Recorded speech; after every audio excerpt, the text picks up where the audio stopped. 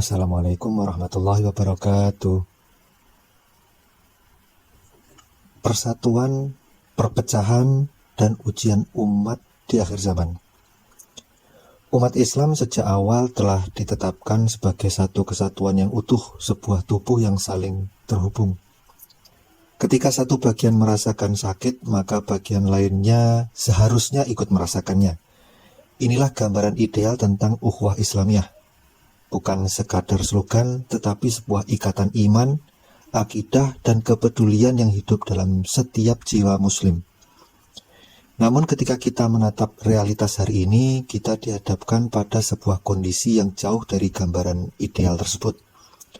Dunia Islam terfragmentasi menjadi puluhan negara dengan mayoritas berhaluan Sunni, berslogan Ahlus Sunnah wal Jamaah, tetapi tidak mampu menunjukkan kekuatan berjamaahnya, tidak mampu menunjukkan kekuatan kolektifnya di dalam menghadapi berbagai bentuk kezaliman global, terutama terhadap Palestina yang telah lama berada dalam penjajahan Zionis. Luka Palestina seharusnya menjadi luka seluruh umat, tetapi dalam praktiknya respon yang muncul tidak mencerminkan satu tubuh yang utuh. Lebih jauh lagi, kenyataan yang paling menyakitkan adalah adanya sebagian negara yang mengaku sebagai bagian dari dunia Sunni, bagian dari dunia Ahlus Sunnah wal Jamaah, justru menjalin hubungan politik, ekonomi, bahkan dalam beberapa aspek keamanan dengan pihak yang secara nyata menindas umat Islam. Ini bukan sekadar bersikap pasif, tetapi dalam beberapa kasus telah masuk ke dalam barisan yang secara tidak langsung memperkuat posisi pihak yang menzalimi umat Islam. Dalam perspektif ukhuwah Islamiyah, hal ini bukan hanya memprihatinkan, tetapi juga melukai rasa keadilan dan solidaritas umat. Jika satu tubuh seharusnya saling merasakan sakit, maka bagaimana mungkin ada bagian tubuh yang justru bekerja sama dengan pihak yang melukai bagian lainnya?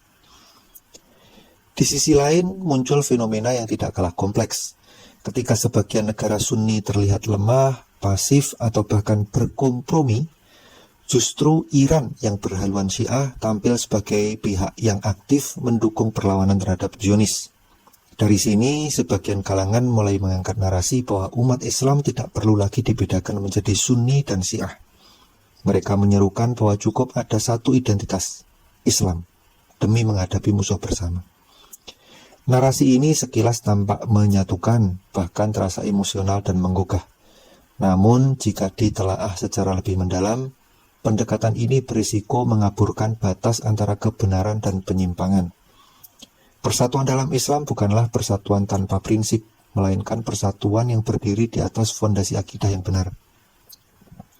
Secara historis, kemunculan Syiah berakar dari konflik politik mengenai kepemimpinan pasca wafatnya Nabi. Kelompok ini menolak legitimasi kepemimpinan Abu Bakar, Umar, dan Utsman, serta mengangkat Ali sebagai satu-satunya yang berhak. Dalam perkembangan berikutnya, sebagian dari kelompok ini tidak hanya berhenti pada perbedaan politik, tetapi juga sampai pada tingkat mencela para sahabat, bahkan istri-istri Nabi. Seiring waktu, berbagai doktrin teologis berkembang dalam tubuh Syiah dengan beragam sekte yang memiliki tingkat penyimpangan yang berbeda-beda. Dengan demikian, perbedaan antara Sunni dan Syiah bukan lagi sekadar persoalan politik atau strategi, tetapi telah masuk ke dalam ranah akidah. Oleh karena itu, tidak tepat jika perbedaan ini dihapuskan begitu saja demi alasan pragmatis atau situasional. Meskipun dalam beberapa aspek tertentu terdapat kesamaan sikap politik seperti dalam isu Palestina. Di sisi lain, penting juga untuk disadari bahwa penyimpangan tidak hanya mungkin terjadi pada kelompok Syiah. Dalam realitas hari ini, sebagian pihak yang mengaku sebagai Ahlus Sunnah wal Jamaah juga menunjukkan sikap dan kebijakan yang bertentangan dengan prinsip-prinsip dasar Islam. Ketika ada negara atau kelompok yang justru bersekutu dengan pihak yang menzalimi umat Islam, atau mengabaikan penderitaan saudara seiman demi kepentingan duniawi, maka sikap tersebut tidak bisa dibenarkan hanya karena mereka mengklaim diri sebagai bagian dari Sunni atau Ahlus Sunnah wal Jamaah. Dalam konteks ini, penyimpangan tidak selalu berbentuk perbedaan akidah secara eksplisit, tetapi juga bisa berupa penyimpangan dalam sikap, loyalitas, dan keberpihakan. Ketika tali Allah atau Al-Quran dan Sunnah tidak lagi menjadi rujukan utama dalam menentukan sikap dan kebijakan, maka disitulah awal dari penyimpangan, meskipun label keislaman tetap dipertahankan. Allah telah mengabarkan melalui Nabi Muhammad SAW bahwa umat ini akan terpecah menjadi banyak golongan, dan hanya mereka yang benar-benar berpegang teguh pada tali Allah yang akan selamat. Ini menunjukkan bahwa perpecahan adalah bagian dari sunnatullah yang telah terjadi dan akan terus terjadi. Namun yang menjadi pembeda bukanlah jumlah atau kekuatan politik atau keberanian dalam satu isu tertentu, melainkan sejauh mana suatu kelompok tetap konsisten dengan prinsip kebenaran dan prinsip akidah. Analogi sederhana dapat memperjelas hal ini. Bayangkan sebuah komunitas dengan aturan yang telah disepakati dan menjadi fondasi bersama. Ketika ada sekelompok kecil yang melanggar dan menyimpang dari aturan tersebut, maka bukan aturan itu yang diubah demi mengakomodasi mereka. Justru mereka yang menyimpang itulah yang harus diluruskan. Jika tidak bisa, maka mereka tidak lagi bisa dianggap sebagai bagian yang utuh dari komunitas tersebut.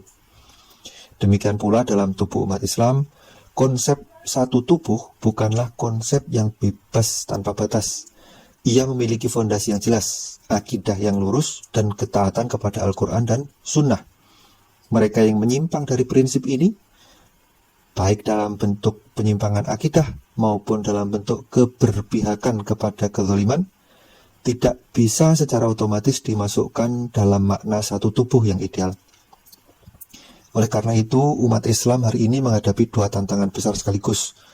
Di satu sisi menjaga kemurnian akidah dan prinsip kebenaran, di sisi lain membangun kembali solidaritas dan keberpihakan yang benar terhadap sesama umat.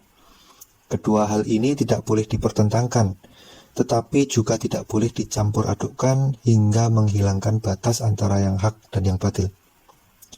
Persatuan sejati bukanlah persatuan yang mengorbankan prinsip, dan kebenaran sejati bukanlah kebenaran yang mengikuti arus. Di tengah kompleksitas zaman ini, yang dibutuhkan adalah kejernihan dalam berpikir, keteguhan dalam berpegang pada prinsip, serta keadilan dalam menilai, agar umat Islam tidak kehilangan arah di tengah gelombang fitnah akhir zaman yang semakin besar. Semoga informasi ini bermanfaat. Assalamualaikum warahmatullahi wabarakatuh.